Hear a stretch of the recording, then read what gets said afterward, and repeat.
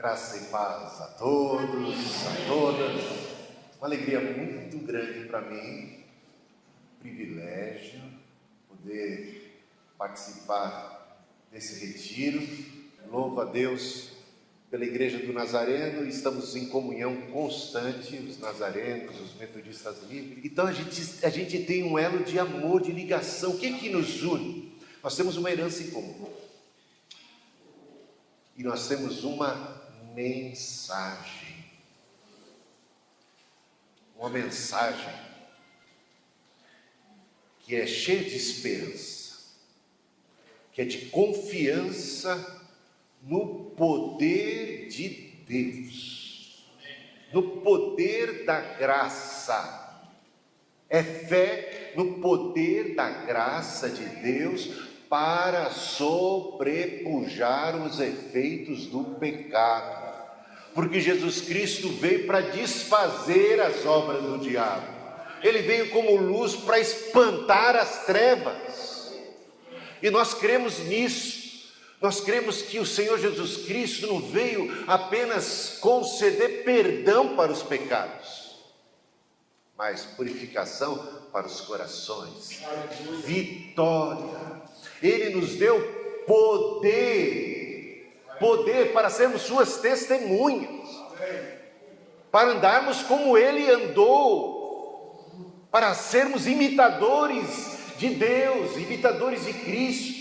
É poder do alto, é poder do céu, para a gente não andar cabisbaixo diante do diabo, diante das obras de Satanás, diante do pecado. E o pecado não terá domínio sobre vós, diz a palavra. A gente não tem que se render diante do pecado e aceitá-lo como um mal inexorável do qual não podemos escapar. Pela graça de Deus. A gente, para enfrentar o diabo sozinho, na nossa própria força, a gente toma cada chapéu, não é? Aí a gente está vendido ao pecado. Mas Deus em nós, como eu disse muito bem hoje o pastor Estevão, Deus se aproxima, Jesus se revela, Ele conosco, Ele habita em nós, nós somos templos do Espírito Santo.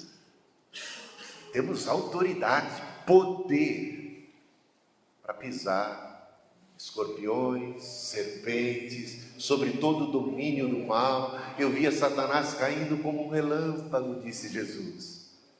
E Satanás, nesse sentido, está amarrado, porque Jesus entrou com o poder desse mundo, manietou o valente e começa a saquear o império das trevas e vai transportando gente para o reino do Filho do seu amor.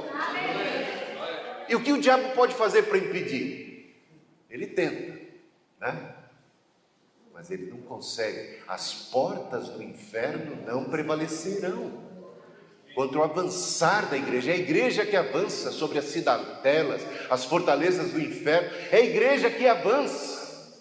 Você tem poder para resistir ao diabo, botar ele para correr. Aleluia. Não é? Tem poder. É a graça de Deus, essa confiança extraordinária no poder da comunhão com o Espírito. Em Deus somos mais do que vencedores. Parece que eu estou falando uma utopia, não é? Jesus Cristo, quando entrou nesse mundo, suas primeiras palavras: arrependei-vos e crede no Evangelho. É chegado, o reino está se aproximando. Depois ele disse: se eu expulso demônios pelo Espírito Santo de Deus, é chegado o reino. Porque quando o Filho do Homem for levantado, ele atrairá muitos a si. Agora chegou a hora de ser expulso o príncipe desse mundo. E antes de subir aos céus, ele disse: todo o poder me foi dado, no céu e na terra. Portanto, ide, e a gente vai na autoridade daquele que tem todo o poder no céu e na terra.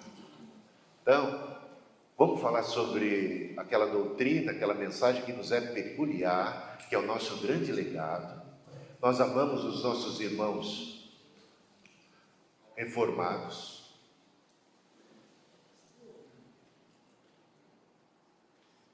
os calvinistas, os luteranos, os batistas, os assembleanos também, os pentecostais, todos têm uma missão.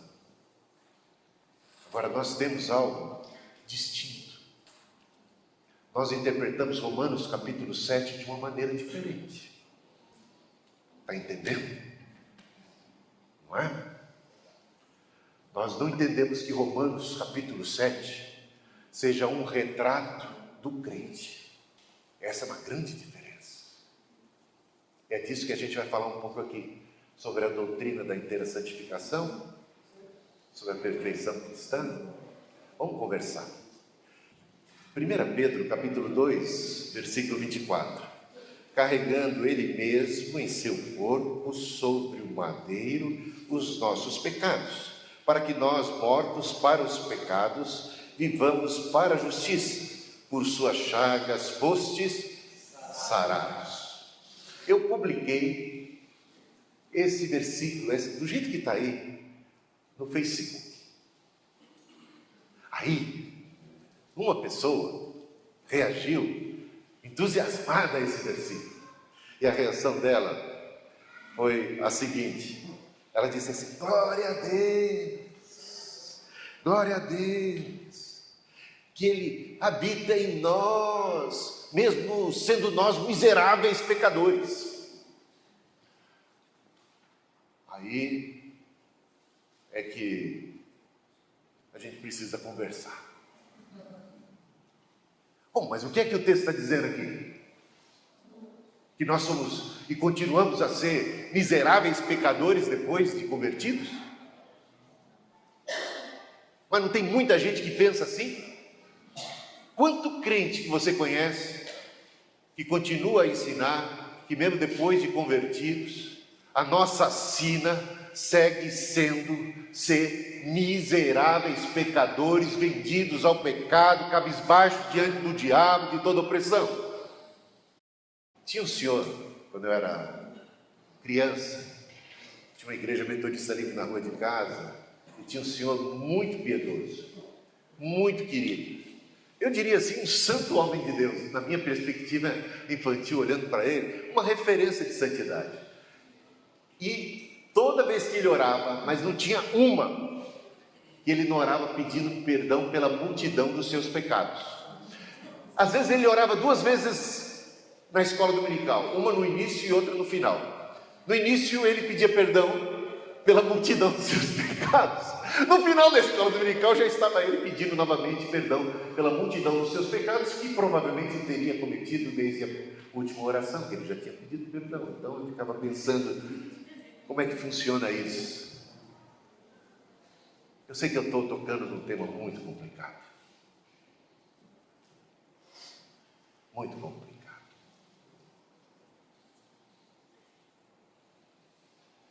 Eu sei que meus irmãos calvinistas, por exemplo, acreditam e falam e ensinam sobre santificação. Mas o que é que eles entendem sobre santificação? Lutero pregava que a gente tem que mortificar o corpo, Lutero, Calvino principalmente, mas nós somos, como wesleyans, muito mais parecidos com Calvino do que com Lutero, depois isso é um outro assunto. Mas pregava o Calvino sobre a necessidade de buscarmos a santificação, mas com quanta fé, com quanta esperança. Essa é a diferença. Falava ele sobre a necessidade de irmos mortificando, mas até quando? Até onde podemos, segundo o ponto de vista calvinista, mortificar o corpo, sermos santos? Aí é que mora bastante diferença entre nós, tá bom? Então não é dizer que eles não falam de santidade, é entender o que é que eles esperam, ou que conceito eles têm. Talvez você mesmo tenha que rever os seus conceitos. O que é que você entende por uma vida cristã? Como é que ela é diante das tentações? É possível vencer as tentações ou temos que cair? Cair é algo inevitável. Tinha uma pessoa, de alguma outra igreja, que tinha o seguinte conceito. Ela estava tendo um caso, mas ela estudava no seminário, ela queria ser pastora. E ela tinha um caso assumido com um ex-professor dela que era casado. O negócio era bem complicado. E quando questionada por seus colegas seminaristas, ela respondia assim: essa é a minha fraqueza.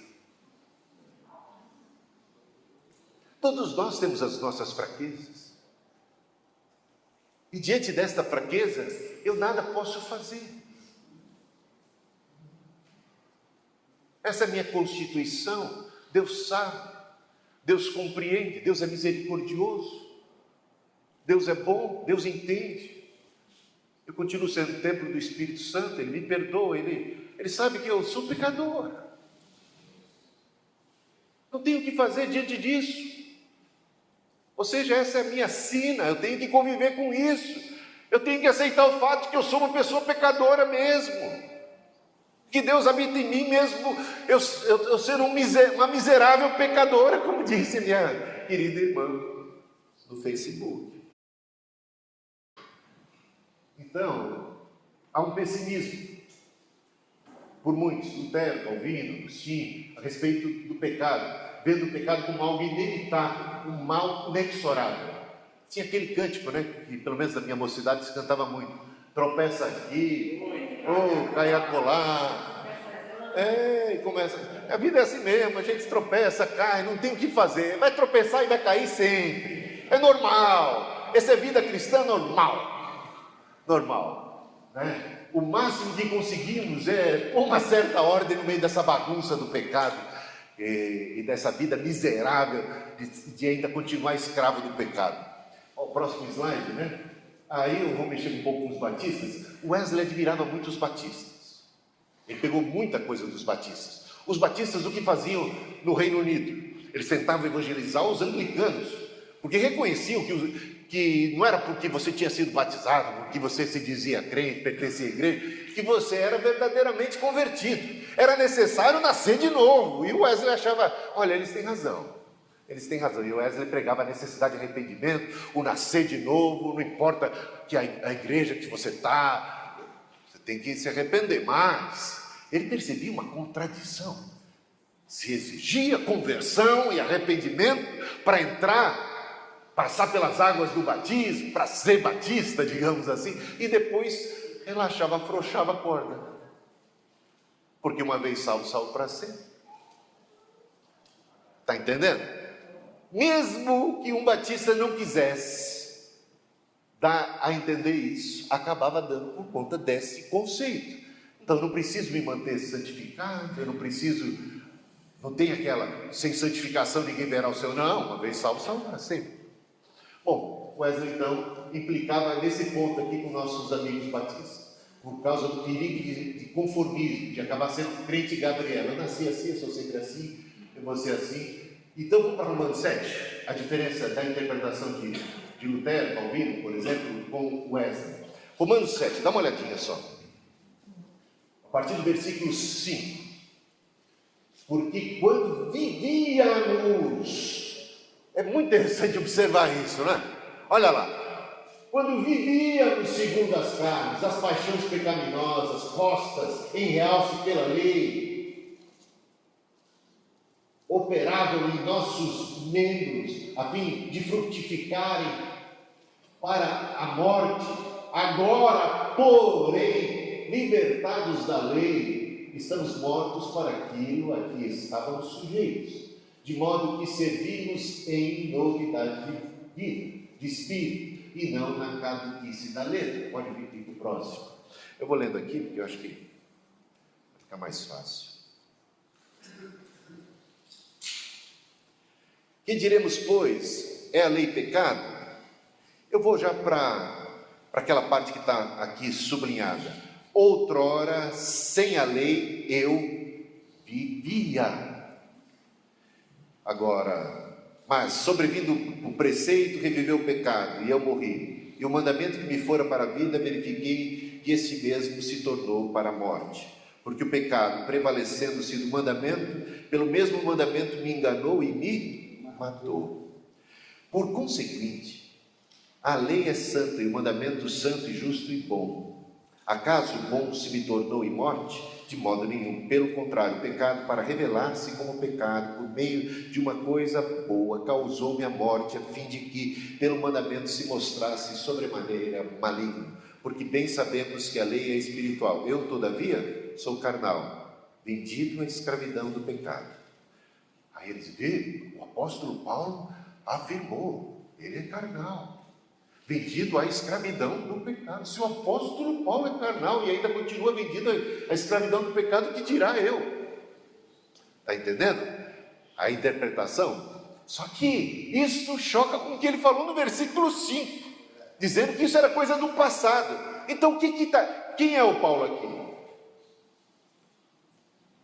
A gente precisa entender e definir essa parada e a gente vai chegar lá. Porque nem mesmo compreendo o meu próprio modo de agir, pois não faço o que prefiro, e sim o que detesto. Então, se eu detesto matar, mas não faço o que eu prefiro e acabo fazendo o que eu detesto, então é normal, vou matar.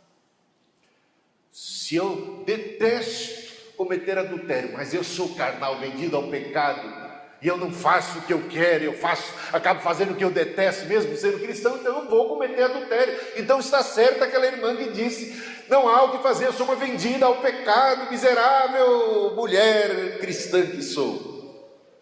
Bom, vamos lá, os versículos 16, por exemplo, em diante. Ora, se faço o que não quero, consinto com a lei que é boa. Nesse caso, quem faz isto já não sou eu, mas o pecado que habita em mim, porque eu sei que em mim, isto é, na minha carne, não habita bem nenhum. Mas você não é templo do Espírito Santo? Como é que na sua carne não habita bem algum? De quem Paulo está falando? De uma pessoa convertida? Ou de uma pessoa ainda não convertida? O mal reside em mim. Eu pensei que era Deus que habitava em você. Agora você me diz que é o mal que habita em você? Então vamos conversar um pouquinho melhor sobre isso. Então, a partir dos versículos 22 até 25, me faz prisioneiro da lei do pecado, desaventurado homem que sou, quem me livrará do corpo desta morte? É um prisioneiro, é um escravo do pecado. Então existem inúmeras interpretações. Lutero, Agostinho entenderam que se tratava da luta do cristão contra o pecado. Mas é preciso ler o texto dentro do próprio contexto. É preciso reconhecer que Paulo faz uso de um argumento retórico, personificando Adão, fazendo-o falar em primeira pessoa, em nome da humanidade caída. Não mudou o assunto aqui, né? Todos pecaram, destituídos estão da glória de Deus.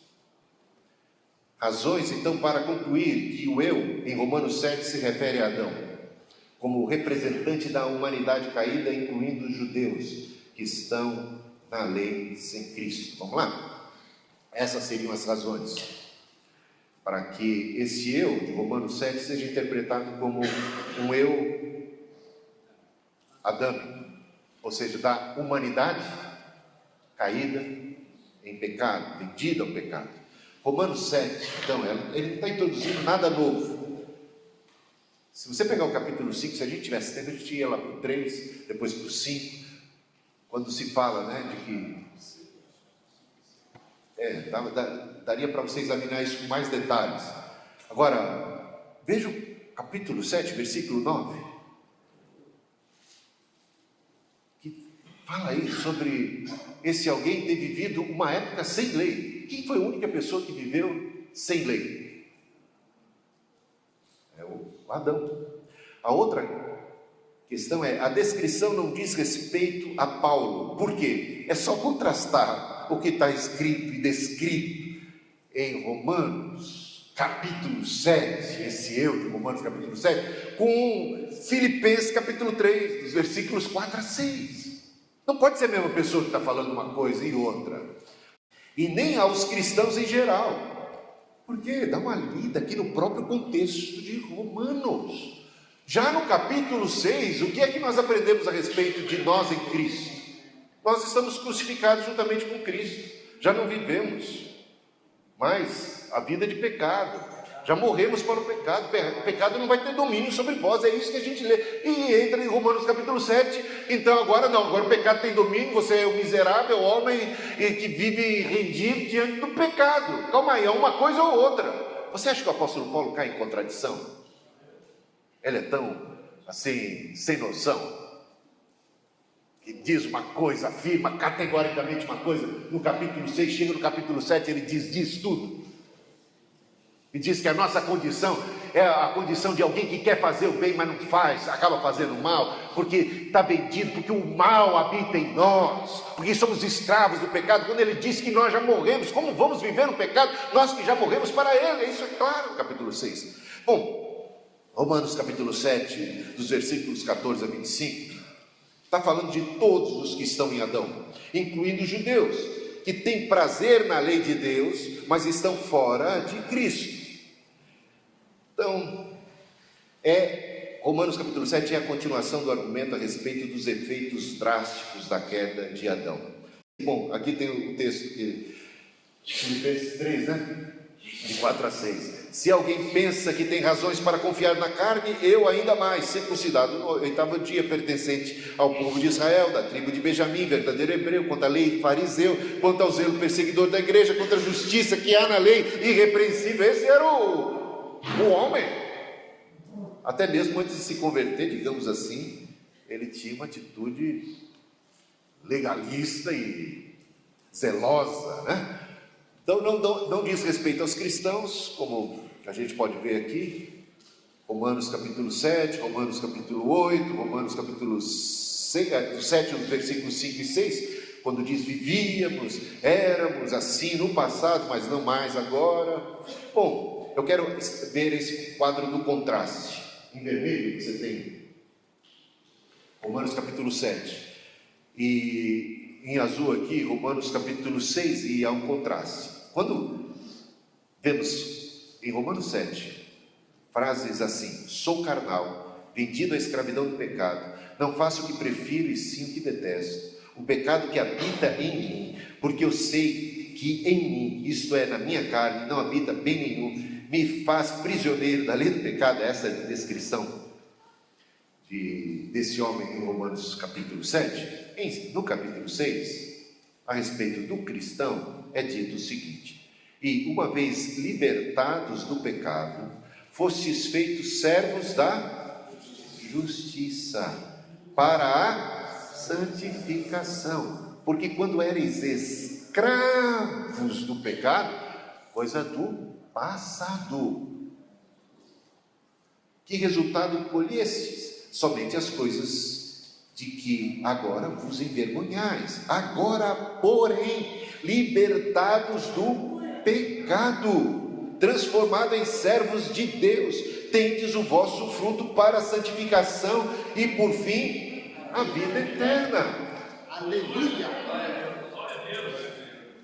Romanos 7 ainda dá para estabelecer um contraste agora com o capítulo 8. Capítulo 8.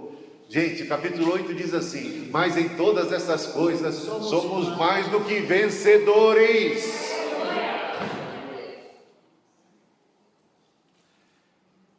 Diz o capítulo 8: agora, pois, já nenhuma condenação há para os que estão em Cristo Jesus, porque a lei do Espírito da vida em Cristo Jesus te livrou da lei do pecado e da morte. Vós, porém, não estáis na carne, mas no Espírito do Espírito de Deus, do seu Espírito que em vós habita. O que habita no capítulo 8 em nós? O mal? É o Espírito de Deus, olha a diferença.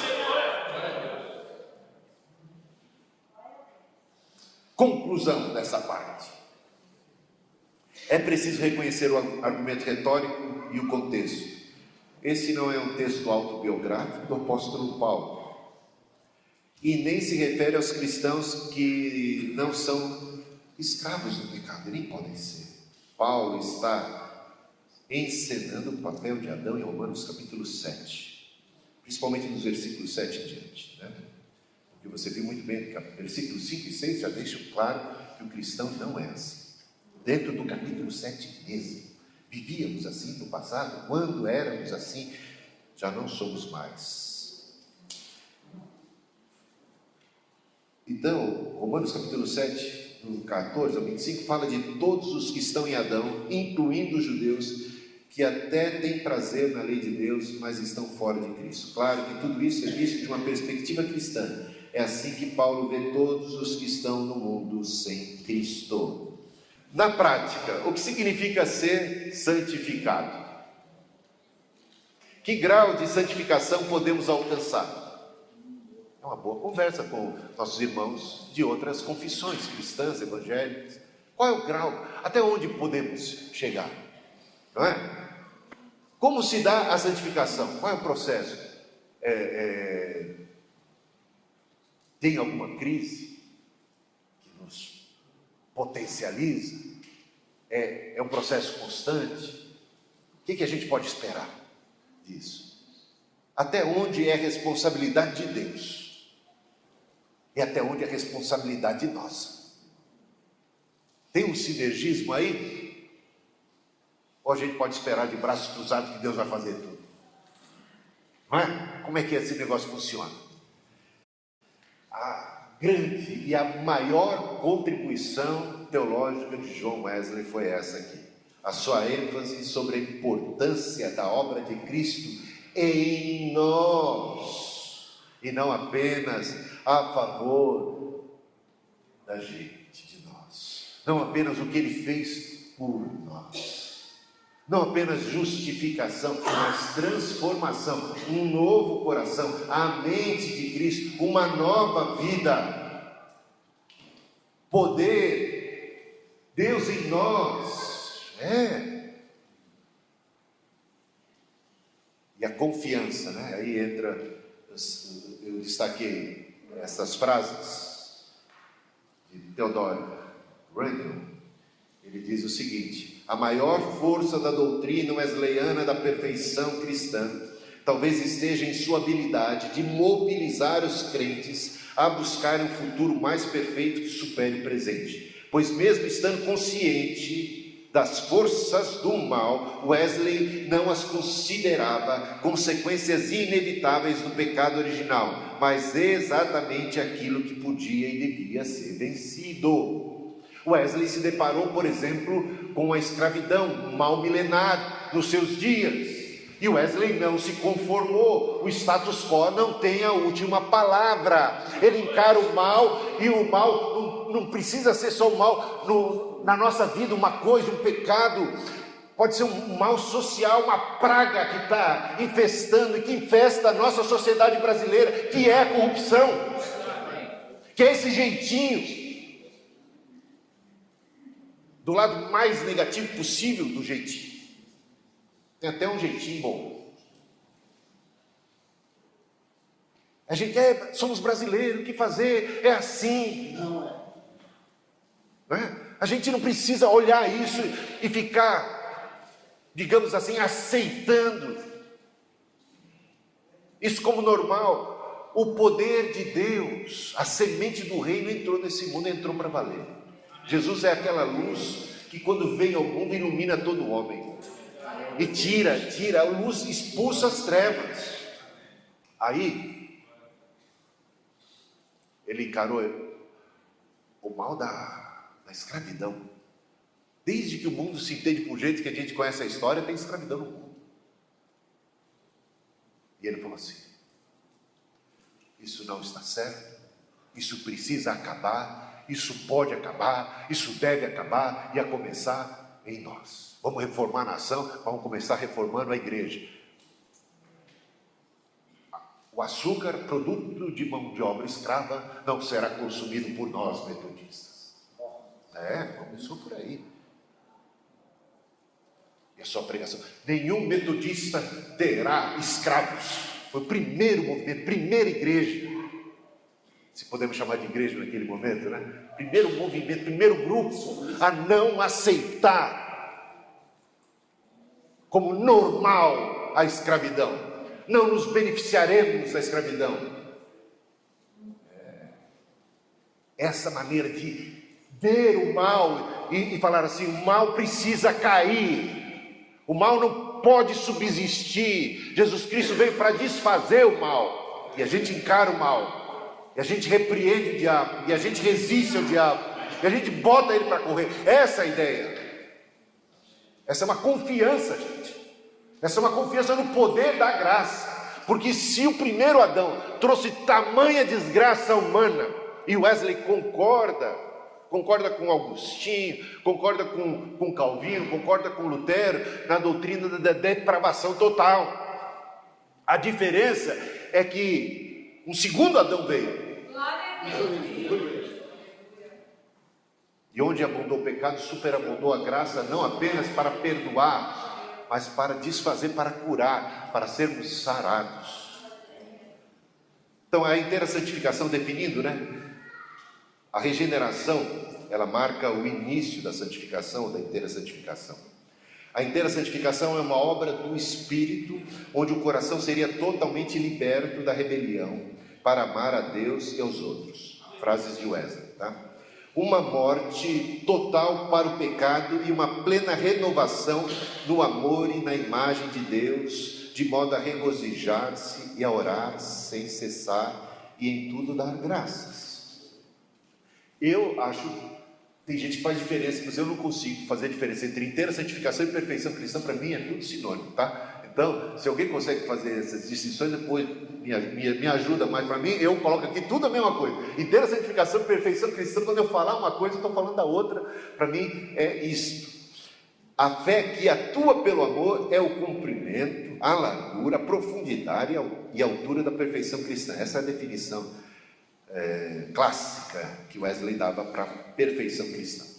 Amar a Deus de todo o coração e ao próximo como a nós mesmos. É puro amor enchendo o coração e governando todas as palavras e ações. Gente, quem é que nos mandou amar a Deus sobre todas as coisas? Ele mesmo. Quem é que nos mandou amar ao próximo como a nós mesmos? É o mandamento de Deus reforçado por Jesus Cristo. É o maior de todos os mandamentos. A grande diferença é que Wesley levava os mandamentos de Deus a sério. É para nós. Se Deus está pedindo de nós isto, o que é impossível para os homens é possível para Deus. Nós cremos em milagres. É milagre mesmo, gente. É um negócio assombroso, foge a nossa compreensão. Foge. É Deus em nós. É uma coisa extraordinária. É poder de Deus. É uma força que transcende a nossa fraqueza. Eu sei que sou fraco, mas Cristo é forte. E habita em mim. E aí é nele que eu tenho força para vencer. Eu não estou sozinho na luta contra o mal, na luta contra o pecado. Eu tenho o poder de Deus, a graça de Deus, a unção do Espírito Santo.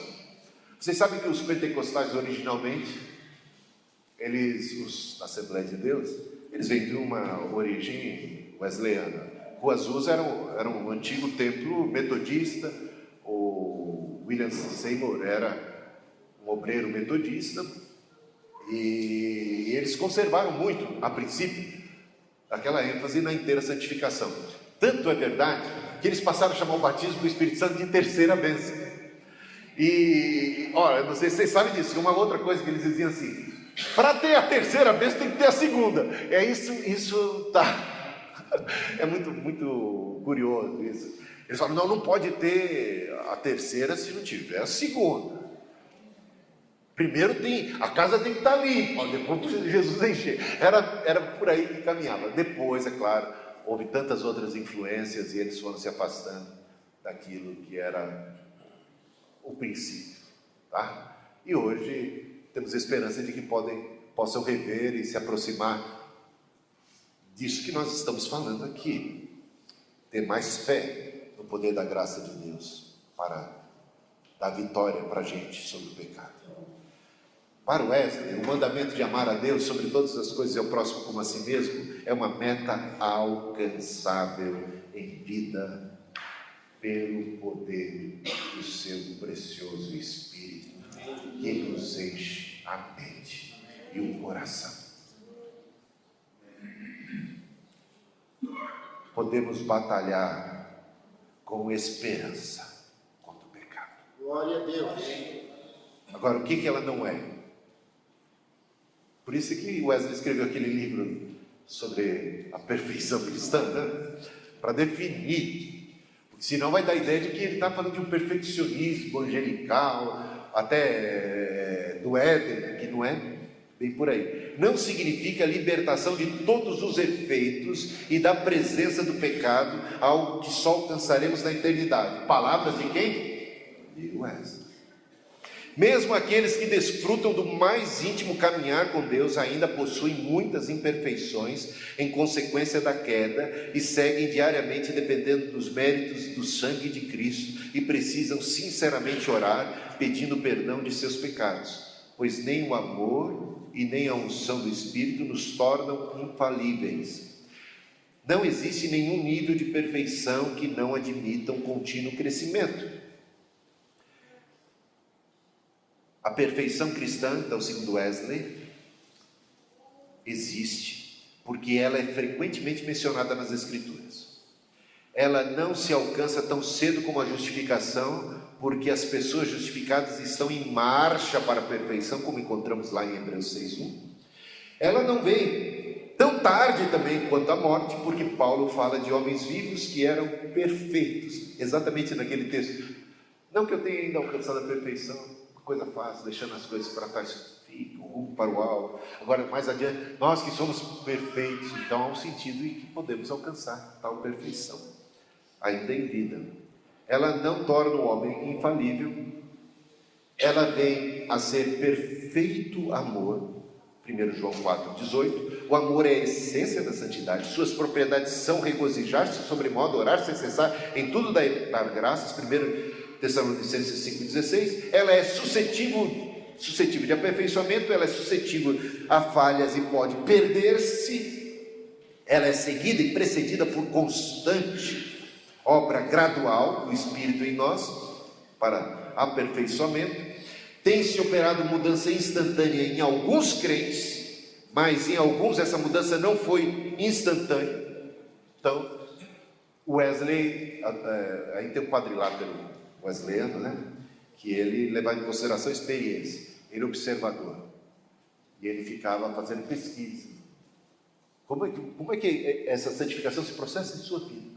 Como é que você alcançou? E ele percebe pessoas que foram santificadas, alcançaram a pureza de coração, que algumas delas não foi instantâneo, em outras foi. Então ele registrou isso aqui. O significado do termo santo, santidade e santo aparecem 900 vezes na Bíblia. Significa ser separado daquilo que é impuro, mas também significa ser consagrado àquilo que é puro, ao ser mais puro de todos, uma consagração. No Antigo Testamento, santo é aplicado a Deus para descrever a sua transcendência sobre a criação e também a sua perfeição moral de caráter. Deus exigiu santidade no Antigo Testamento: consagrem-se e sejam santos, porque eu sou santo. Essa santidade, então, ela é externa e cerimonial, mas também é interna e moral. Santidade exterior ou cerimonial, processo de consagração, ritual dos sacerdotes que a gente vê.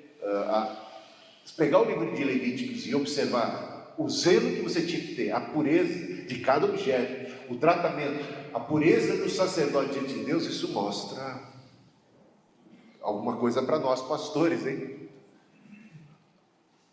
Como é que a gente tem que se portar? A santidade também é interior ou moral, chamados a cultivar o próprio caráter de Deus em suas vidas.